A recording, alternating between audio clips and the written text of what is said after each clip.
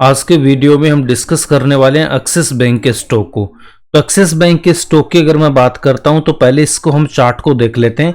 तो इस चार्ट में हमें क्लियरली क्या दिखाई दे रहा है कि अभी इसने रिसेंट जो हाई लगाया था, कितना था इसका 1282, लास्ट ईयर की मैं बात कर रहा हूं, लास्ट 52 वीक की बात हो रही है। करंट प्राइस है 1062 एंड यहां पे इसने लो मारा था 934। अब यहां पे इसमें क्या अपॉर्चुनिटी है उसको हम यहां पे देख रहे हैं। तो यहां पे आप देख सकते हो यहां से ये स्टॉक वापस रिवर्स आना स्टार्ट हुआ था, ठीक है। 1251 ये इसका प्राइस था, 1282 करके यहां पे कहीं होगा, ठीक है। ओके, आगे बढ़ता हूं। इसके बाद मैं इधर आता हूं तो इस स्टॉक को अगर मैं 5 ईयर्स का इसका चार्ट लेके आता हूं तो इस स्टॉक ने यहां पे ऑल टाइम हाई लगाया था। ऑल टाइम हाई कहां पे था इसका, इधर इस स्टॉक ने ऑल टाइम हाई लगाया है अपना, और वो ऑल टाइम हाई यहां पे कितना था, ऑलमोस्ट 1338 था, 1340 के आसपास इसने ऑल टाइम हाई लगाया था। एंड यहां पे देखो यहां से वापस ये रिवर्स हुआ था।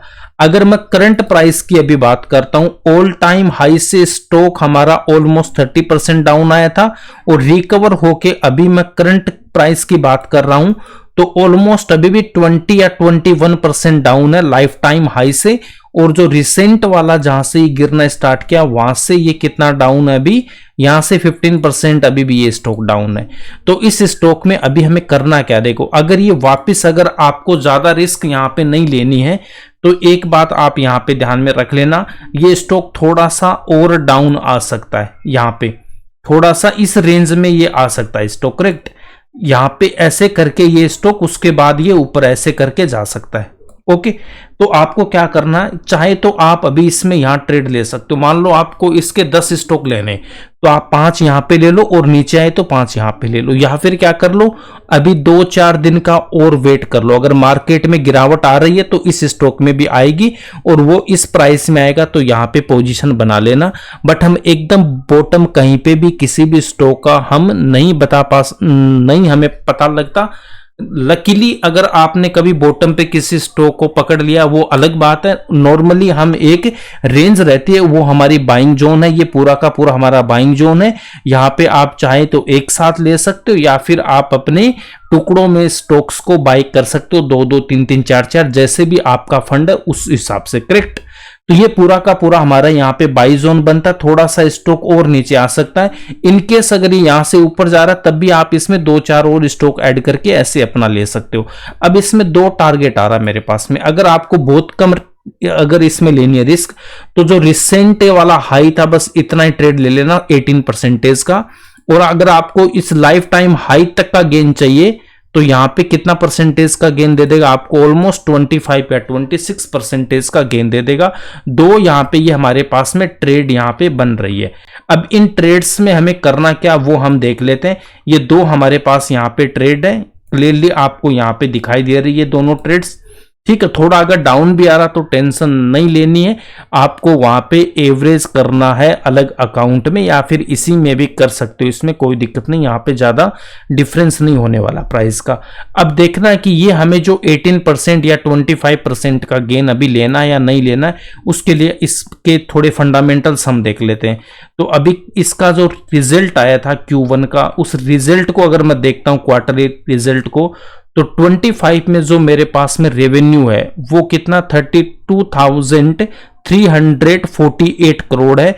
और इसको लास्ट ईयर के सेम क्वार्टर जून 24 से कंपेयर कर रहा हूं, यहां पे कितना था 31,000 करोड़ के आसपास है। तो यहां से रेवेन्यू मेरा इंक्रीज हुआ, रेवेन्यू इंक्रीज हुआ है। उसके बाद यहां पे देखो एक्सपेंसेस भी इंक्रीज हुए। तो ओवरऑल अगर मैं प्रॉफिट बिफोर टैक्स देख रहा हूं तो वो 8,600 करोड़ के अगेंस्ट में 8,200 के आसपास आ रहा है। तो ऑपरेटिंग प्रॉफिट मेरा थोड़ा सा यहां पे डिक्रीज हुआ। सेल्स तो मेरी इंक्रीज हुई है बट ऑपरेटिंग प्रॉफिट मेरा यहां पे डिक्रीज हुआ, और नेट प्रॉफिट भी यहां पे आपके पास में डिक्रीज होके मिलेगा, करेक्ट। तो इस स्टॉक में क्या करना, देखो अगर इसका हम पास्ट ट्रैक देख लेते हैं, प्रॉफिट एंड लॉस की बात करते हैं, तो जो इसका मार्च 25 में इसका जो रेवेन्यू था, लास्ट 4 क्वार्टर की बात करता हूं तो इससे भी हाई आ रहा है, ठीक है। यहां से भी ये ज्यादा आ रहा है, मतलब लास्ट 4 क्वार्टर, मतलब इन 4 क्वार्टर्स की मैं बात कर रहा हूं, तो रेवेन्यू मेरा यहां पे हाईएस्ट एवर है। एंड मैं लास्ट 4 क्वार्टर की प्रॉफिट की बात करता हूं तो वो कितना मेरे पास यहां पे देख सकते हैं, प्रॉफिट बिफोर टैक्स 36,000 के आसपास है, और यहां पे 36,700 था, और यहां पे 36,250 के आसपास है। तो थोड़ा सा डिफरेंट है, थोड़ा सा डिफरेंस है यहाँ पे ऑल टाइम हाई से। प्रॉफिट हल्का सा कम है, बट मेरा जो रेवेन्यू है वो ऑल टाइम हाई है, ठीक है। तो जब ये मार्जिन यहाँ पे ज्यादा रहेंगे ना, देखो अभी मार्जिन यहाँ पे कितना 5% है, करेक्ट। तो मार्जिन इंप्रूवमेंट होगी, तो देखो जब रेवेन्यू इंक्रीज हो रहा है तो ये सारे फैक्टर ओवर द पीरियड ये सारे के सारे ठीक हो जाते हैं, उसमें कोई दिक्कत नहीं है। तो यहाँ पे क्लियरली दिख रहा है कि रेवेन्यू मेरा ऑल टाइम हाई है, प्रॉफिट भी ऑलमोस्ट ऑल टाइम हाई के आसपास है। देन इसकी मैं बात करता हूं, और इसके पास में कैपिटल आप देख सकते हो 1,86,000 करोड़ है। लोन तो ये बैंक है तो इनके पास रहेगा ना, लोन लेके ही तो लोन ये देते हैं, तो डिपॉजिट भी इनके पास अच्छे खासे इंक्रीज हुए और लोन तो इनके पास रहेगा ही। फिक्स्ड एसेट यहाँ पे हाईएस्ट एवर है, तो ये जब 121 करोड़ यहाँ पे ऑपरेशन, अभी इसमें वर्क इन प्रोग्रेस में और CWIP में है, करेक्ट। तो ये भी मेरा फिक्स्ड एसेट भी ऑल टाइम हाई है। देन अगर मैं शेयर होल्डिंग पैटर्न की बात करता हूं तो प्रमोटर्स 8.17% है, FIs 43% है, और यहां पे DI की बात करता हूं तो 41% के आसपास है। उसके बाद हम यहां पे पब्लिक की देखते हैं तो 6.80% ठीक है। तो पब्लिक अगर ऑलमोस्ट मैं यहां पे 7% लेता हूं पब्लिक को, तो रिमेनिंग आपके पास में 93% है, वो किसके पास रह गया, स्ट्रॉन्ग हैंड्स के पास रह गया, करेक्ट। तो इसका मतलब यहां पे क्या हो जाएगा, स्ट्रॉन्ग मेरा शेयर होल्डिंग पैटर्न है। बाकी इस कंपनी के बारे में और डिटेल चाहिए तो यहां पे ये जून 25 PPT पे क्लिक करना, और ये फाइनेंशियल ईयर इस पे क्लिक करके आप और इसके बारे में डिटेल देख सकते हो। इसकी वेबसाइट पे जाके आप और डिटेल ले सकते हो। बट यहां पे देख सकते हो कि इंडिया में जो अभी 20 to 30 ईयर्स में जब हमें हमारी कंट्री ग्रो करेगी तो बैंकिंग सेक्टर के बगैर ग्रो हो ही नहीं पाएगी। तो बैंकिंग सेक्टर तो ग्रो करेगा ही करेगा, उसमें कोई डाउट नहीं है।